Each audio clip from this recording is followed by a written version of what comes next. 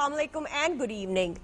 Since 1990, we have been observing February 5th as Kashmir Solidarity Day. We keep debating and protesting about the Kashmir issue without reaching any conclusive results. But where is Kashmir in our national agenda?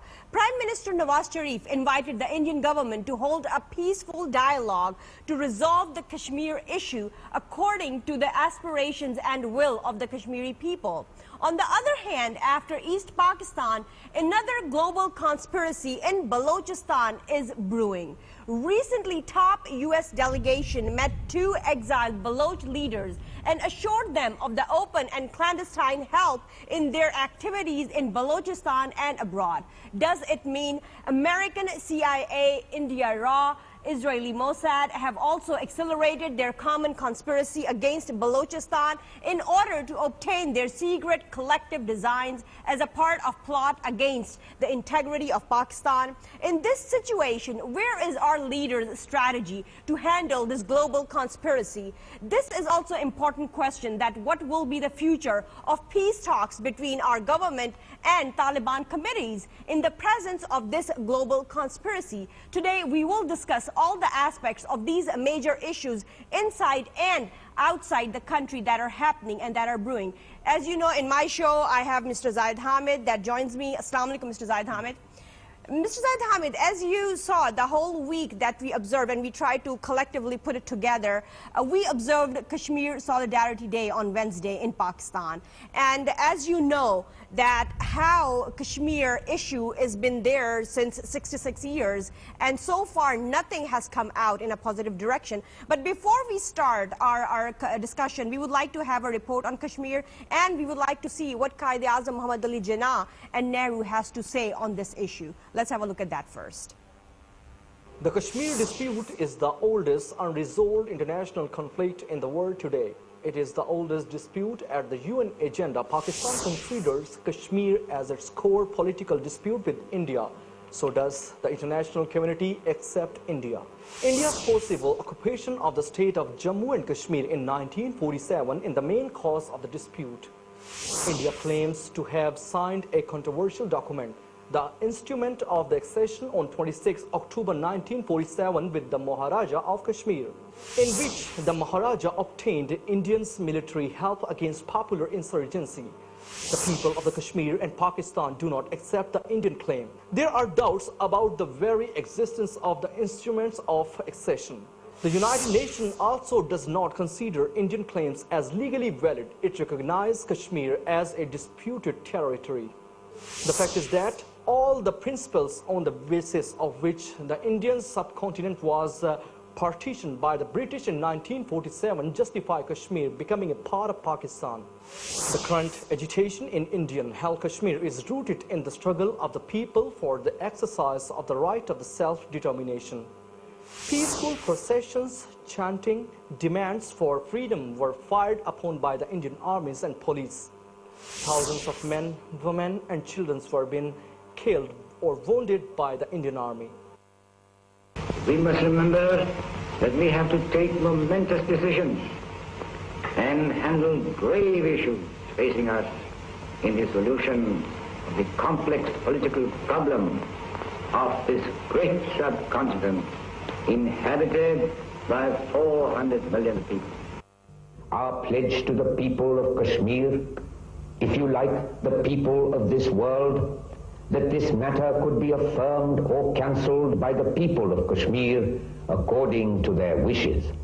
We do not wish to win people against their will with the help of armed force, and if the people want to part company with us, they may go their own way and we shall go ours. We want no forced marriages, no forced unions. Yes, Mr. Zaid Hamid, as you saw our report and you heard Quaid-e-Azam Muhammad Ali Jinnah's perspective on this very important Kashmir issue. And then on Wednesday, when we observed the Kashmir Solidarity Day, our Prime Minister Nawab Sharif, addressing in his session in Azad Kashmir, said, "We are ready to resolve Kashmir dispute with India with peaceful dialogue. Pakistan supports the stance of Kashmir resolution according to the wishes of its people." So today, after 66 years, where do you see this Kashmir issue going? Are we putting it behind us? Is it still our top priority in our national agenda? You see, the world community first must understand that two greatest human rights crises in the world today, one of them is Palestine and other is Kashmir. And both festering wounds have been created by the British Empire. There is so much blood on the British Empire's hands, especially the Muslim blood primarily, that today, after 66 years, the Palestine and Kashmir both remain unresolved, both remain territories where blood of innocent civilians and citizens is flowing at the hands of the occupation forces, and both remain territories which are strong on the UN agenda, still unresolved. And the issue is that now the Palestinians and the Muslims of Kashmir have given up faith on the international community. They have no faith on the United Nations or on any other power for that matter. And over again, we have seen this in history, that people of Kashmir and Palestine have taken the matters into their own hands. The Palestinian Intifada and the Kashmiri uprising of the 1980s, almost simultaneously. The timings of both these uprisings are almost identical, almost same. The disputes are as old as each other, almost 66 years. And one land is occupied by the Hindu Zionists, another Muslim land is occupied by the Jewish Zionists. And both issues remain very close to the Muslim heart. You heard the speech of Pakistan's founding father on Kashmir, and then you heard also the speech of Indian founding father Nehru on what he said about Kashmir, that if people want to part ways, we would let them go. We don't want forced marriages and we don't want forced unions of the lands. But the Indian leaders of today's time are doing the opposite of what Jawaharlal Nehru said. This is precisely what we are saying, that no promise has been kept, either by the Indian rulers or by the international community or by the United Nations. And as a result now, after 66 years, Kashmir is now such a festering wound that this wound is going to explode into a regional, perhaps a nuclear war. Because if Pakistan, I repeat, if Pakistan could live without the land of Kashmir, it cannot live without the water from Kashmir. But Mr. Zaid Hamid, if we analyze previously, we saw that Pervez Musharraf's times, he was the one who rejected, in a way, who said that the resolutions, UN resolutions are outdated, and let's talk about something out of the box. And he presented that 4-pointers agenda regarding Kashmir. So was this from Pervez Musharraf's times that the Kashmir issue started getting behind the scenes, started getting, not in our priority list anymore in our national agenda? What happened was, in the last 66 years, the government of Pakistan have catastrophically failed to represent Kashmir at the international level. The Palestinians have done a much greater, much better job at presenting the Kashmir cause at the international level to the world community. But Kashmir primarily remained a Pakistan's problem, not a Muslim problem. While the Arab world focused and spoke for Palestinians sometimes, but Kashmir was never the agenda of the Arab Muslims as well. It was never the agenda of Iranians or the Turks or the Muslims in the Africa. So it was primarily a catastrophic diplomatic failure of the successive Pakistani regimes, that they could not internationalize the Kashmiri issue. They could not make the Kashmiri issue an issue of the Muslim Ummah. As a result, Kashmir remained landlocked, a dispute, bilateral dispute between Pakistan and India. And this is where the greatest failing was. And as a result, frustration started to build up in the Pakistani leadership as the decades passed by. Pakistan has fought 4 wars over Kashmir. War of 1948, War of 1965, War of 71, and War of Kargil in 19... And then Indians in 84 moved in across the Siachen line of control, again part of Kashmir, to capture Pakistan's part of Glacier. So there are constantly, in the last 66 years, both countries are in a constant state of war. There has never been peace, but temporary ceasefire. How would you say, how would you categorize when Pervez Musharraf declared that the Pakistani land will not be allowed to get used for cross-border terrorism? and suggested that UN resolutions are outdated and it's about time to look into the out-of-box solutions. How do you see his perspective? See, that's what I'm saying. That's what I'm saying. The frustration started to sink into Pakistani leadership, and they started to deviate from the established moral high ground that we had on Kashmir always. The people of Kashmir, at the time of partition, voted for Pakistan. At the time of partition, stood to be part of Pakistan. The word K in Pakistan stands for Kashmir. Pakistan's founding father said that Kashmiri land and people and the territory is the jugular vein of Pakistan. And it was the part of the division plan that the Muslim majority areas will go to Pakistan. And it was brutally violated. And the fact is that against all norms of humanity and international law, Kashmir was forcibly occupied by an occupation force, Indian occupation force, just like Palestine has been occupied by a Zionist Jewish occupation force. So now in this time and age, when there is so much talk of human rights, right of self-determination, giving freedom to the lands and people, where East Timor was separated, where South Sudan was divided, where so many countries, Yugoslavia was balkanized, where Kurds are being given a separate land on the basis of their ethnicity and their demands, where Pakistan's Balochistan is being dismembered under the same argument of giving right of self-determination to people. Mr. Zaid, why can't this take a break here? We will take a break here. Nazreen, stay with us. We'll be right back after a short break. Welcome back, viewers. We're talking about how we do observe Kashmir Solidarity Day every 5th of February every year. But where do we see this Kashmir issue in our national agenda? Why in our new army doctrine this Kashmir issue has been replaced by the internal factors rather than this being having the topmost priority, or the India being having the topmost priority? It's been replaced by the internal factors being the most threatening factor for the country. Mr. Zaid Hamid, we talked about how the Kashmir issue, we do not see it as it should be in our national agenda. And then if we come down to the new army doctrine, we do not see Kashmir or India as a major threat to Pakistan. General Kayani he has announced that the internal factors of Pakistan are the most dangerous threat to Pakistan than India or the Kashmir issue. Why this replacement? Why this change of factors? See, I would like to clarify that. I would like to disagree with this assessment that India has not remained the biggest threat for Pakistan. The fact is, what the Pakistan army is saying is that while we can handle the Indian threat because of the nuclear doctrine that we have, our immediate, bigger and more bloody threat that we are facing right now is because of the internal insurgencies. The point is that even right now, But then isn't the internal insurgencies are also being planted by India? This is the point. So why this replacement? You see, this is the point. What is happening is that Indians are not rolling in their tanks right now into Pakistan because they feel that Pakistan army is still intact. Pakistan's nuclear doctrine is strongly deployed. Pakistan has the capability of even tactical nuclear weapons which can stop an Indian invasion into Pakistan. But Pakistan must be softened enough first through insurgencies, rebellions, internal political chaos, and this internal disintegration, internal implosion.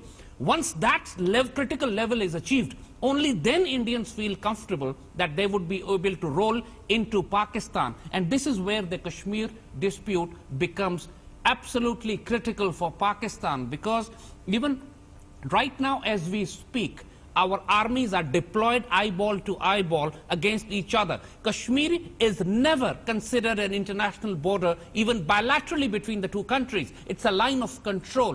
Whichever army can grab whichever hill, whichever valley, they do it. Indians did it in 1984 when they moved in, changed the line of control, captured Siachen. In 1998, Pakistan army moved in and captured Kargil and the Kargil hills and heights. And this is a war that's constantly going on, even while supposedly there is peace between the regular armies on the main international border. Kashmir is not an international border. It's a disputed line. So what we are saying is that flashpoint militarily also exists, And now, especially when the India is building almost 100 dams over the Pakistani rivers, almost drying up Pakistan, turning Pakistan into a barren desert. This is something where Pakistan, as I said, we could wait for 66 years to let the international community decide the Kashmiri dispute. But we cannot remain thirsty for next 60 years.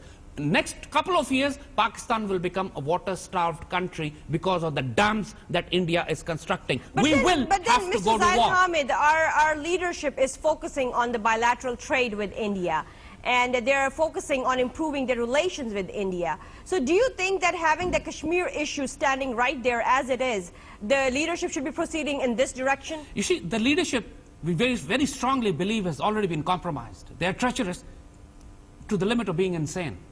Because if Pakistan would be destroyed, they would be destroyed with it as well. And that's what madness is, mutually assured destruction. Because if Pakistan becomes barren... But then Mr. Zaid Hamid, didn't Pervez Musharraf start this out-of-the-box solution? And didn't he start this thinking that we can resolve the Kashmir issue later, but let's improve the other relations? Now, as a lot of perspectives are coming up, and they say that today and today's time and age is about economical alliances, it's about political alliances, it's not about military wars. So seeing all that, we can develop the bilateral trade relations between the two countries and then get the Kashmir issue resolved. See, How do you see this new stigma of today's century? One word: insanity. If India is blocking Pakistan's water, what kind of trade and economy and agriculture you would have in Pakistan, which is turned into a barren desert land? Pakistan is an agrarian society. We depend on our food that we grow. We are a food surplus country.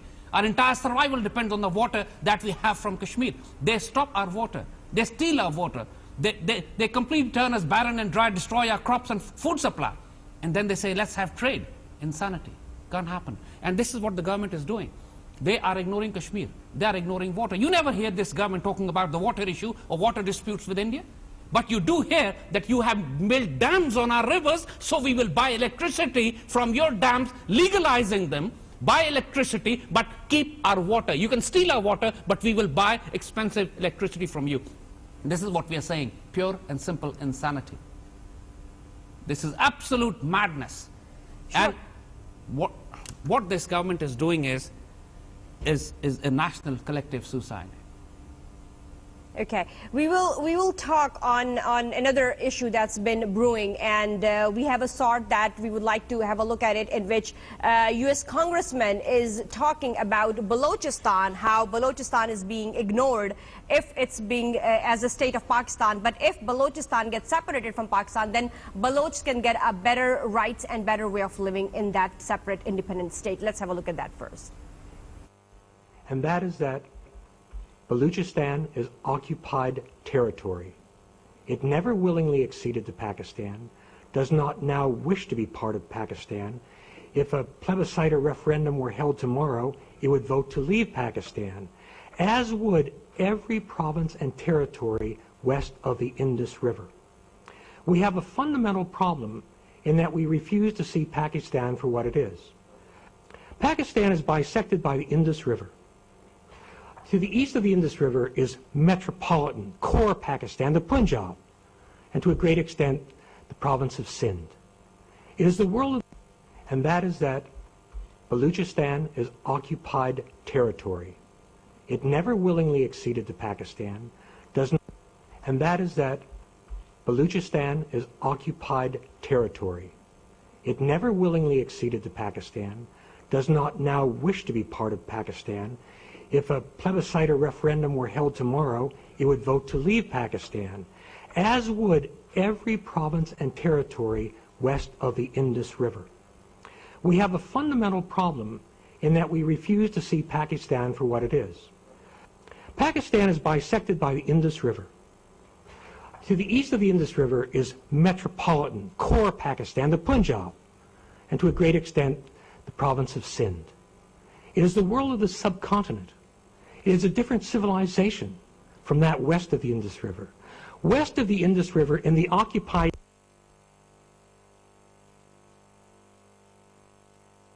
Baloch leaders from the Baloch area, the Balochistan area of Pakistan, It's the area where most of Pakistan's minerals are located.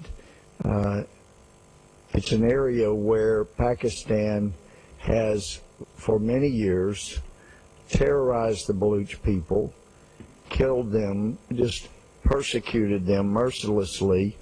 They want the Baluch area's minerals and assets to keep Pakistan going and basically radicalized. It's time to look at encouraging a new Baluch state, a new country of Baluchistan, as independent of Pakistan, so that the people can live in peace, so they don't have to be worried about Pakistan officials and military coming through and committing really crimes against these people.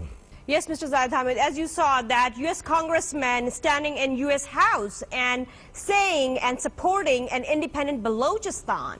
And they're saying that Baloch, and then you heard the other person saying that if you do a referendum tomorrow, Baloch will vote for an independent Balochistan. So why is U.S. after separating Balochistan from Pakistan? You see, these are perhaps the most outrageous examples of how U.S. is trying to dismember Muslim lands, and particularly Pakistan as well now. And this is the fifth generation war that we have been talking about. Changing of the maps of the Middle East and the greater Middle East Muslim lands, especially of Pakistan.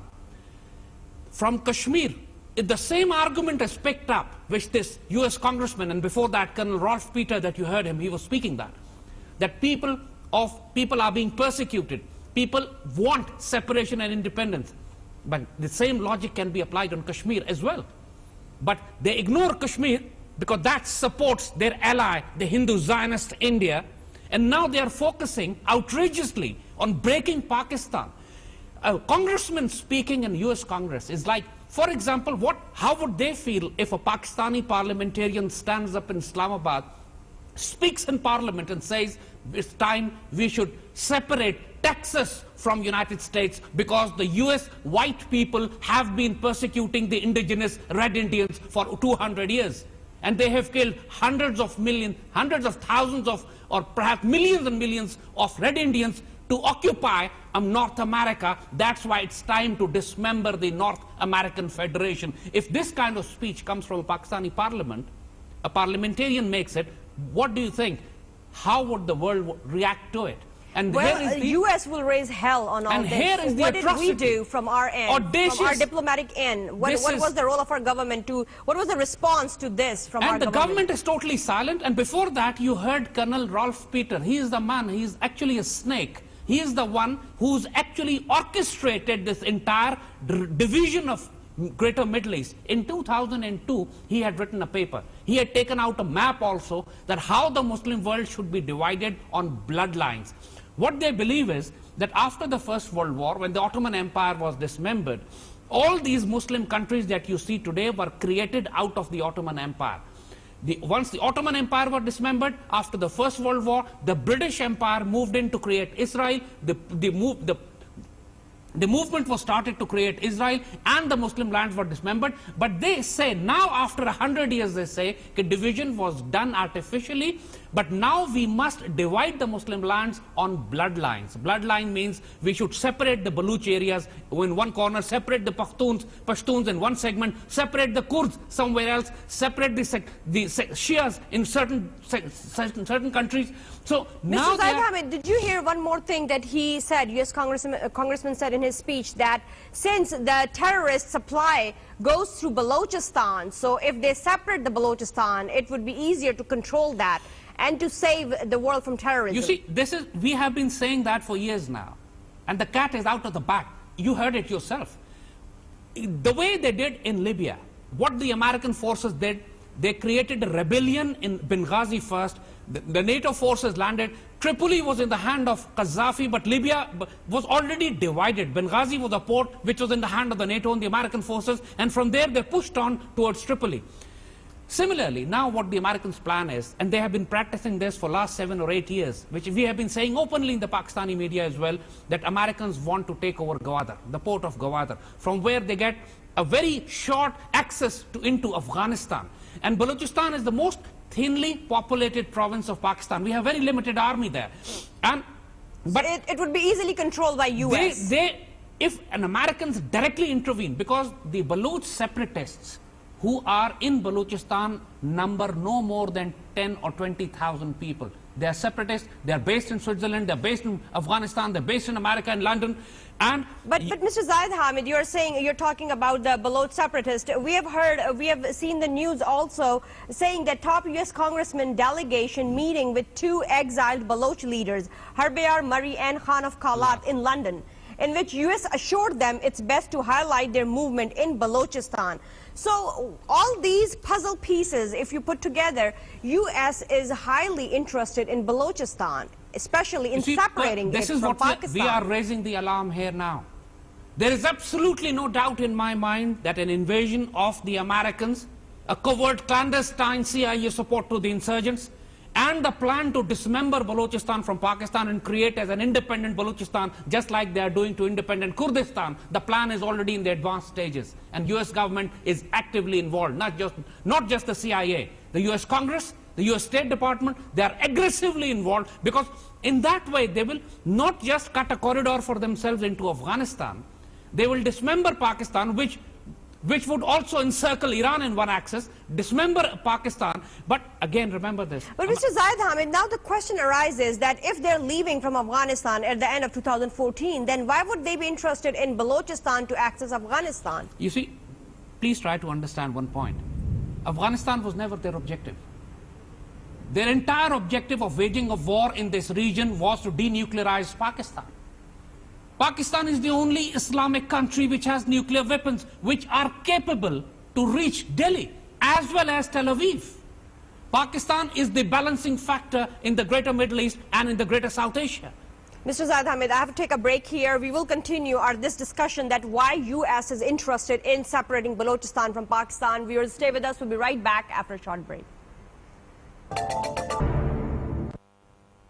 Welcome back, viewers. We're discussing on the national and international threats to Pakistan. We just showed you the clip before going on a break that how a U.S. congressman standing in the U.S. House and supporting and assuring the separation and independent Balochistan from Pakistan. Why is U.S. interested in Pakistan? Why is U.S. interested in separating Balochistan from Pakistan?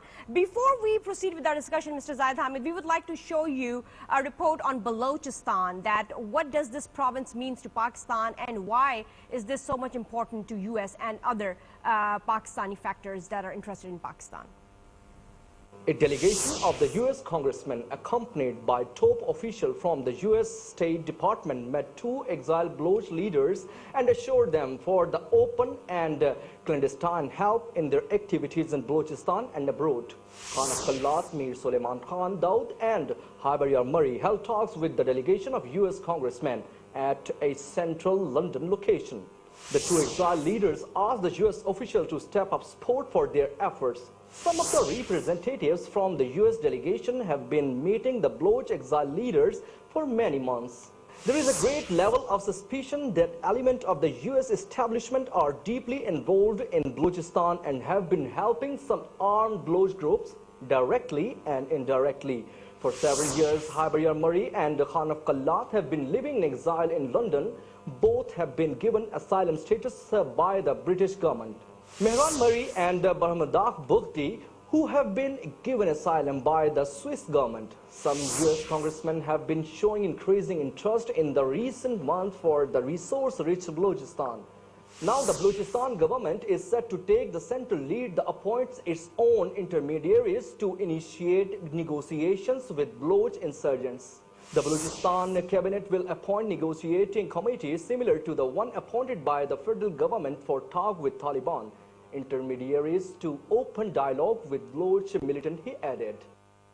Yes, Mr. Zaid Hamid, as you saw in our report as well, the increasing interest of U.S. in Balochistan. And then before going on the break, I asked you that why would U.S. be interested in Balochistan now when they're leaving from Afghanistan?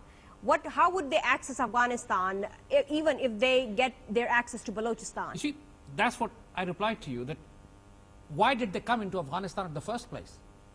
The entire objective of US presence in Afghanistan was to dismember Pakistan, denuclearize Pakistan, support insurgencies in Balochistan and in the Pashtun belt through TTP, the Tehreek-e-Taliban Pentagon as we call it, through them, to implode Pakistan from within to such an extent that world community moves in saying that Pakistan is a dysfunctional failed state and its nuclear weapons should be taken away. And now they feel that now they cannot sustain high intensity presence in Afghanistan for long, and they are in a hurry now. And that's why you see, while they are leaving Afghanistan, taking out bulk of their forces, they're still trying to keep a foothold there, but now directly supporting the Baluch insurgents, directly supporting the TTP insurgents, and directly patronizing the Indians on one axis to prepare against Pakistan. You see, Americans will never land into Afghanistan unless they create a distraction for Pakistan army on the Eastern Front or on the Afghan front. That's why the TTP is there. That's why the Indian Army's Cold Start doctrine is there. Once all these three forces, the Baluch Liberation Army or separatists in Balochistan, the Sindhi separatists in interior Sindh, MQM in Karachi, Indians in the east, and TTP in Afghanistan. All these forces will act in tandem. If we see the U.S. development towards Balochistan, and then we see the relations of U.S. and Indian Narendra Modi, what would be the new relations between Narendra Modi and U.S.? You see, Narendra Modi, the butcher of Gujarat, is coming to power. He's the man who has been refused visa all over the world because he burns people alive. He has burned thousands of Muslims alive and danced over their dead bodies. And world knows it. Everything is documented and recorded. And now he's going to become the Indian Prime Minister. So then this is a dilemma for the world, especially for the Obama administration. How would they deal with him? And they know it. And Obama has already said this. The administration has already said, we may have problems with Narendra Modi, but our relationship with India are far strategic, far greater. So that means now the background, the past history of this butcher of Gujarat will be forgiven, forgotten, will never be mentioned in media. And now he'll become the next brother of Obama in the South Asian region with sole agenda of dismemberment of Pakistan. So and they will shake hands together. They will not just that they will shake hands, they will embrace. And not just that, they will wage a war in tandem against Pakistan. From Kashmir to Balochistan, from Peshawar to Karachi, Pakistan has been turned into an anarchic battlefield, as we call in the next fifth generation war. If those who cannot see are either deaf, dumb or blind, because now we have reached a point of no return. Americans have committed themselves to it. Then the recent step of Obama administration last Wednesday, they froze the assets of 3 Haqqani network suspects, Saadullah Jan, Yahya Haqqani, and Muhammad Umar Zadran. And David Cohen said that today's action underscores our resolve to continue targeting any potential support for Haqqanis. So now is the Obama administration winding down their final moves of the 12-year fight in Afghanistan? You see, first, all these 3 names that you have taken are from the Mullah Umar's group. They are Afghan resistance who are fighting against the Americans inside Afghanistan. And none of them keep bank accounts. So freezing the bank accounts or putting restriction on them is nothing but a farcical joke.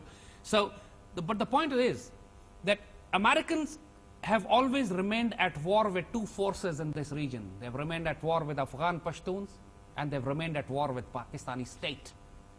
And now, they have been defeated in Afghanistan. Their war has become so expensive that they could not continue it any further. So they're not leaving Afghanistan. They're only reducing their size. They'll keep the footprint, they'll keep the bases. And once Karzai leaves, in the next elections which are coming in May or June approximately, the next president would sign the agreement which Karzai is refusing to sign. So the Americans are comfortable. Whoever comes, Abdullah comes or Ahmad Zia comes, or whoever comes into power in Afghanistan, Americans are now counting on him.